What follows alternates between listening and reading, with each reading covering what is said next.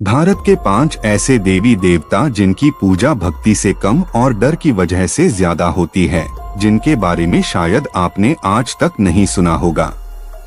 जब हम देवी देवताओं की बात करते हैं तो सबसे पहले माइंड में आता है भक्ति, प्रेम और ब्लेसिंग्स, लेकिन हमारे भारत के जंगलों और गांव में एक अलग ही दुनिया है। यहाँ कुछ देवी देवता ऐसे हैं जिनकी पूजा उनकी शक्ति और डर की वजह से होती है, और उनकी कहानियाँ, उनके रिचुअल्स, उनकी पावर सुनकर आपके रोंगटे खड़े हो जाएंगे। आमतौर पर हमने तुम्बाड़ और कांतारा जैसी फिल्मों में कुछ ऐसे ही मिस्टीरियस देवताओं की कहानी को देखा। तुम्बाड़ में जहां हमने हस्तर को देखा जो लालच से पैदा हुआ एक भयानक देवता था, और कांतारा ने दिखाए भूत कोला जैसे रिचुअल्स जो आज भी दक्षिण भारत में होते हैं, लेकिन रियल लाइफ में महाराष्ट्र, कर्नाटक, तमिलनाडु, उत्तराखंड और आंध्र प्रदेश के गांव में आज भी ऐसे ट्रेडिशन जिंदा है जहां पूजा होती है अलग ही देवी देवताओं की। तो चलिए जानते हैं कि आखिर क्यों इन देवी देवताओं का जिक्र कहीं पर भी नहीं होता, और आखिर क्यों उनका नाम सुनते ही लोगों के रोंगटे खड़े हो जाते हैं, और आखिर कौन है वो देवी देवता और उनकी पूजा कौन, कब और कहां करते हैं। 5वें नंबर पर है मल्हारी। मल्हारी ये नाम शायद आपने पहले सुना ही होगा। यह भगवान शिव का एक ऐसा अवतार है जिसके बारे में बहुत कम लोग जानते हैं। मल्हारी यानी मल को हराने वाला। इनकी कहानी शुरू होती है 2 राक्षस भाइयों मल और मणि से। इन्होंने अपनी तपस्या से ब्रह्मा जी को प्रसन्न किया और मांगे अनलिमिटेड पावर्स और साथ ही अमर होने का वरदान, लेकिन जैसे ही उन्हें वरदान मिला इन्होंने धरती और स्वर्ग में तबाही मचाना शुरू कर दिया। साधारण लोग, ऋषि मुनि, यहाँ तक कि देवता भी इनसे परेशान हो गए, और हमेशा की तरह जब कोई रास्ता नजर नहीं आया तो सभी देवी देवताओं ने मिलकर महादेव की शरण ली और उनकी मदद मांगी, और तब महादेव ने लिया एक खतरनाक रूप, मार्तंड भैरव का रूप, जिनकी 3 आँखें, माथे पर चांद, चमकती तलवार और शरीर हल्दी से पुता हुआ था, मानो जैसे सूरज चमक रहा हो, और वो नंदी पर सवार होकर अपनी सेना के साथ युद्ध में निकले। कार्तिक मास की अमावस्या को युद्ध शुरू हुआ। 6 दिन तक मल और मणि के साथ घमासान युद्ध के बाद आखिर में दोनों ने महादेव के आगे हार मानी और खुद को महादेव को समर्पित कर दिया। मणि को अपने गलत कर्मों का पछतावा था, तो उसने अपना सफेद घोड़ा शिव जी को दिया और हमेशा उन्हीं के साथ रहने की इच्छा प्रकट की, जिससे महादेव ने स्वीकार भी कर लिया। लेकिन मल के इरादे कुछ और ही थे। वो तो दुनिया का विनाश देखना चाहता था और उसे भूख थी इंसानी मांस की। अब उसकी यह इच्छा सुनकर महादेव का क्रोध सभी सीमाओं को पार कर गया और महादेव ने अपनी तलवार से मल का सिर काट दिया। कहा जाता है कि उसका सिर एक मंदिर की सीढ़ियों पर गिरा और आज भी भक्तों के पैरों तले उसी मंदिर में उसे कुचला जाता है। इसके बाद महादेव ने यहाँ स्वयं निर्मित लिंग के रूप में रहने का फैसला किया और आज मार्गशीर्ष की 6ठी तिथि को उन्हें खंडोबा के रूप में पूजा जाता है। खंडोबा यानी कि बुराई का नाश करने वाला योद्धा। दोस्तों, आपको ये जानकर हैरानी होगी कि खंडोबा की पूजा आज भी महाराष्ट्र, कर्नाटक और आंध्र प्रदेश में होती है, लेकिन सबसे इंटरेस्टिंग बात ये है कि उन्हें आज अलग अलग नामों से जाना जाता है, जैसे मल्हारी, मार्तंड भैरव और मैला। कोई उन्हें शिव मानता है, कोई सूर्य और कोई कार्तिकेय का एक अवतार, लेकिन उनकी पूजा में कुछ परंपराएं डरावनी भी है। आज खंडोबा का हर भक्त बकरे का मांस अपने भगवान को चढ़ाते हैं, लेकिन आज से कई सदियों पहले यहाँ पर एक पेचीदा रिवाज था कि हर साल एक वीर चुना जाता था, यानी एक बच्चा, यानी मनुष्य जैसे ही बड़ा हो जाता तो उसे अपना बलिदान देना होता था। अब यह प्रथा बंद हो गई है, लेकिन आज भी कुछ भक्त अपने शरीर को कोड़े मारकर भक्ति दिखाते हैं। 4थे नंबर पर है द्रौपदी यानी न्याय और बारिश की देवी, महाभारत की सबसे अहम नायिका पांचाली यानी द्रौपदी। हम सबने सुना है कि द्रौपदी पांडवों की पत्नी थी जो अग्नि से प्रकट हुई, लेकिन दक्षिण भारत के कुछ समुदायों में द्रौपदी को एक शक्तिशाली देवी के रूप में आज भी पूजा जाता है। लोग मानते हैं कि द्रौपदी में अपार शक्ति थी, लेकिन उन्होंने इसे छिपाकर एक साधारण स्त्री की तरह जीवन जिया। लेकिन जब इंद्रप्रस्थ की सभा में पासे के खेल में पांडव हार गए, उन्हें जंगल भेज दिया गया, तब द्रौपदी के साथ हुए अन्याय ने उन्हें बदल दिया। कहते हैं उनके अंदर का गुस्सा एक विकराल रूप में बदल गया। जंगल में रहते हुए रात के समय वनवासी समुदायों को एक चमकदार रोशनी दिखाई देती थी, लेकिन वहाँ एक बड़े पेड़ के नीचे द्रौपदी बैठी होती थी। वो कोई साधारण स्त्री नहीं थी।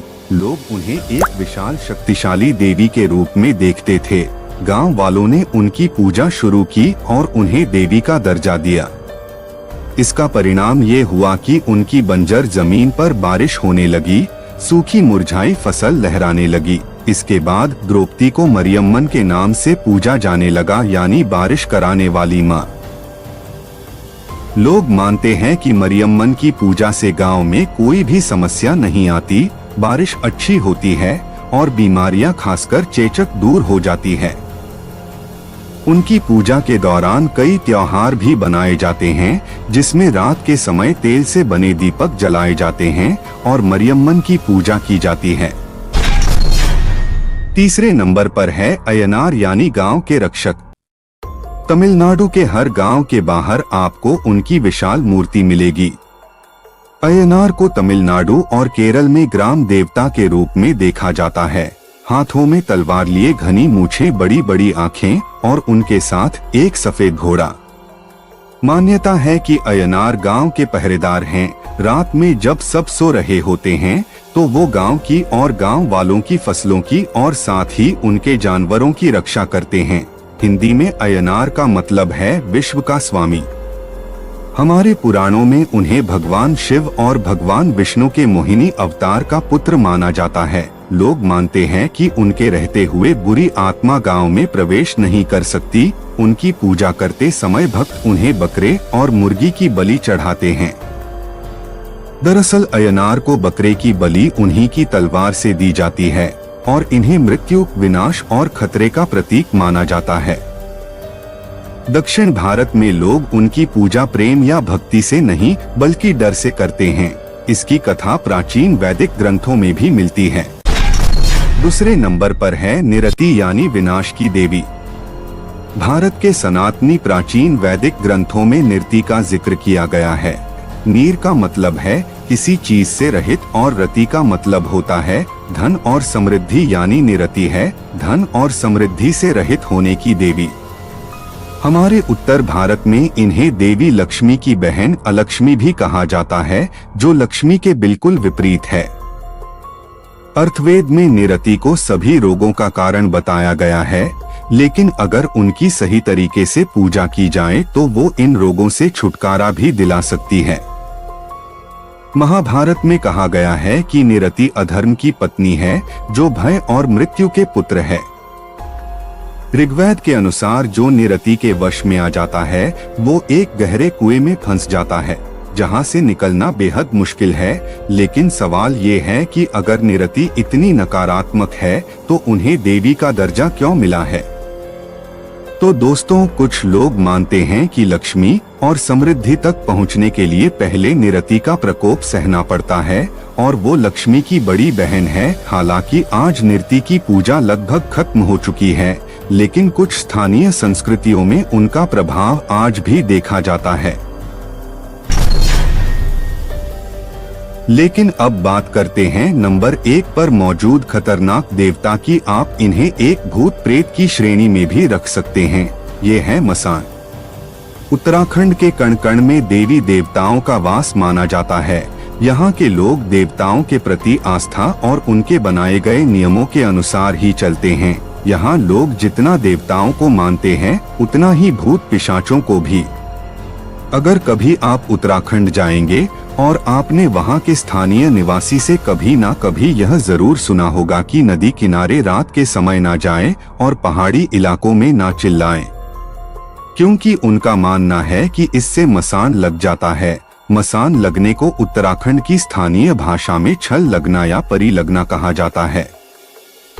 यह एक उग्र प्रकृति की भयंकर डरावनी प्रेतात्मा होती है। इनके विषय में कहा जाता है कि ये उन युवकों की प्रेत आत्मा होती है जो अप्राकृतिक मृत्यु को प्राप्त होते हैं। इन्हें नदियों के एक संगम से लेकर दूसरे संगम तक का अधिपति माना जाता है। ये लड़कियों और छोटे बच्चों को ज्यादा पीड़ित करती है। इनके आक्रांत होने पर व्यक्ति गंभीर रूप से अस्वस्थ हो जाता है। व्यक्ति अनाप शनाप बातें करने लगता है और दवा का भी कोई उस पर असर नहीं होता। इससे मुक्ति पाना काफी कठिन होता है, लेकिन आपको जानकर हैरानी होगी कि उत्तराखंड के कई सारे इलाकों में इनके आज भी मंदिर बने हुए हैं और वहां इनकी पूजा अर्चना होती है। अल्मोड़ा के परगना फलदा कोट के काकरी घाट के पास कंडार खोआ नामक एक जगह है जहां कोसी नदी के तट पर इनका मंदिर बना हुआ है, जिसे मसान देवता मंदिर भी कहा जाता है। कई लोग मसान को देवता मानते हैं और उन्हें पहाड़ों का रक्षक भी कहते हैं। समाज में न्याय न मिलने वाले लोग मसान देवता के मंदिर में न्याय की गुहार भी लगाते हैं।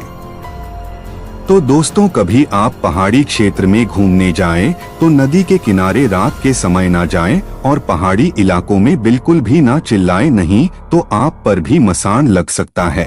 तो दोस्तों, ये थे हमारे भारत के कुछ रहस्यमय देवी देवताओं की कहानी। ये कहानियाँ हमें दिखाती हैं और सिखाती हैं कि कैसे अलग अलग समुदायों ने एक ही ईश्वर को अपने अपने तरीके से अपनाया है।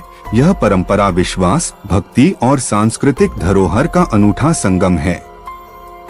आपके गांव या इलाकों में भी कोई ऐसी परंपरा है या कोई ऐसी कहानी जो आपने अपने पूर्वजों से सुनी हो तो कमेंट बॉक्स में हमें जरूर बताइएगा।